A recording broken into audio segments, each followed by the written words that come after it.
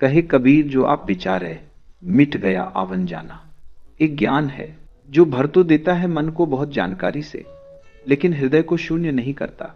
एक ज्ञान है जो मन को भरता नहीं, खाली करता है, हृदय को शून्य का मंदिर बनाता है। एक ज्ञान है जो सीखने से मिलता है, और एक ज्ञान है जो अन्न सीखने से मिलता है। जो सीखने से मिले वह कूड़ा करकट है, जो अन्न सीखने से मिले वही मूल्यवान है।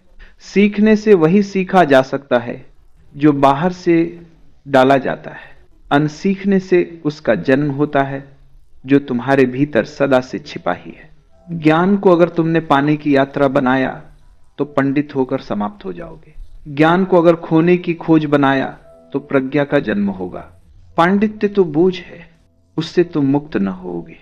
वह तो तुम्हें और भी बांधेगा। वह तो गले में लगी फांसी है, पैरों में पड़ी जंजीर है। पांडित्य तो कारागृह बन जाएगा तुम्हारे चारों तरफ। तुम उसके कारण अंधे हो जाओगे, तुम्हारे द्वार दरवाजे बंद हो जाएंगे। क्योंकि जिसे भी यह भ्रम पैदा हो जाता है कि शब्दों को जानकर उसने जान लिया, उसका अज्ञान पत्थर की तरह मजबूत हो जाता है।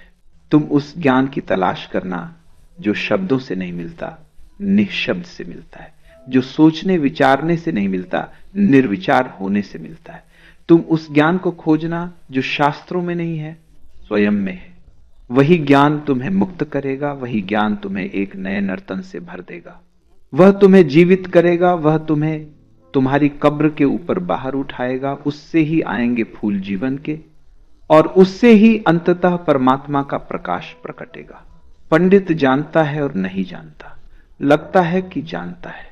ऐसे ही जैसे बीमार आदमी बजाय औषधि लेने के चिकित्सा शास्त्र का अध्ययन करने लगे, जैसे भूखा आदमी पाक शास्त्र पढ़ने लगे, ऐसे सत्य की अगर भूख हो तो भूल कर भी धर्मशास्त्र में मत उलझ जाना।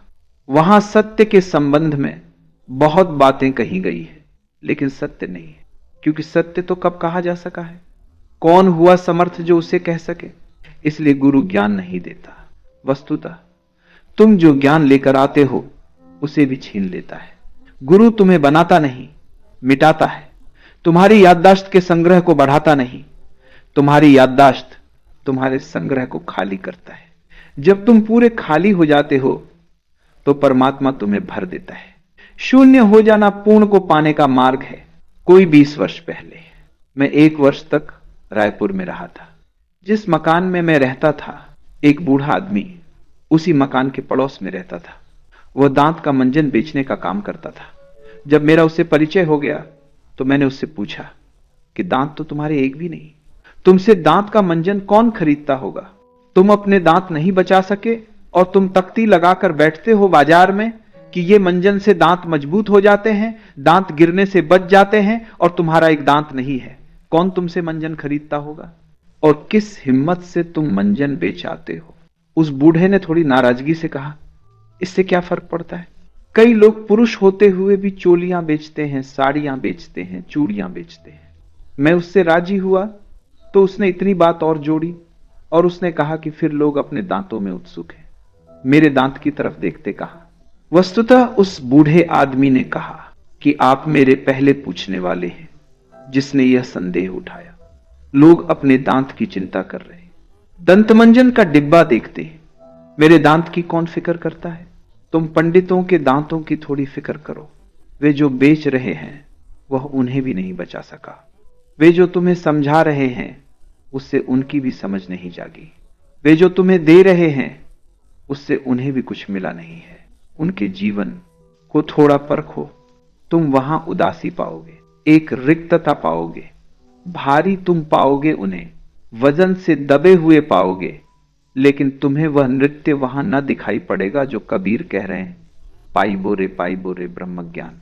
नाच उठता है हृदय जब ज्ञान की पहली किरण उतरती है। मोर को नाचते देखा। आषाढ़ के प्रथम दिवसों में आकाश में मेघ घिरने लगते हैं और मोर पंख फैला देता है और नाचता है। वैसा ही ब्रह्मज्ञानी भी नाचता है जब उसके जीवन में परमात्मा के मेघ घिर जाते हैं। आषाढ़ का दिन आ जाता है, वर्षा होने के करीब हो जाती है। जन्मों जन्मों की छाती प्यासी थी, मेघ घिर उठे, आषाढ़ का दिवस आ गया, नाच उठता है मन मयूर। तुमने कोयल को गाते देखा है? पुकारती है प्यारे को, पुकारती रहती है। विरह की वैसी ही अग्नि खोजी को जलाती है, जब तक कि प्रेमी मिल ही न जाए। मिलन पर बड़ी गहन शांति, बड़ा गहन आनंद। ज्ञानी का अस्तित्व बदलता है, पंडित की केवल स्मृति भरती है। स्मृति तो यंत्र मात्र है, उसका कोई मूल्य नहीं। तुम्हारा पूरा अस्तित्व अहोभाव से भर जाए, तुम्हारा रोआ रोआ धन्यवाद देने लगे, तुम्हारे सब द्वार दरवाजों से उस परमात्मा का प्रकाश भीतर आ जाए, सब तरफ से तुम्हें अपूर्व परमात्मा घेर ले, आकंठ तुम भर जाओ, बाढ़ आ जाए उसकी कि तुम समझ ही न पाओ कैसे धन्यवाद दें। शब्द खो जाएं, बोलने को कुछ न बचे, तुम्हारा पूरा अस्तित्व ही बोलने लगे, वाणी छोटी पड़ जाए। आनंद लक्षण है, सच्चिदानंद लक्षण है। पंडित के दांत खुद ही टूटे हुए हैं और तुम उससे सीख ले रहे हो। आनंद को कसौटी समझो, अन्यथा तुम धोखा खाओगे। शब्दों के धनी बहुत हैं, आनंद का धनी खोजो।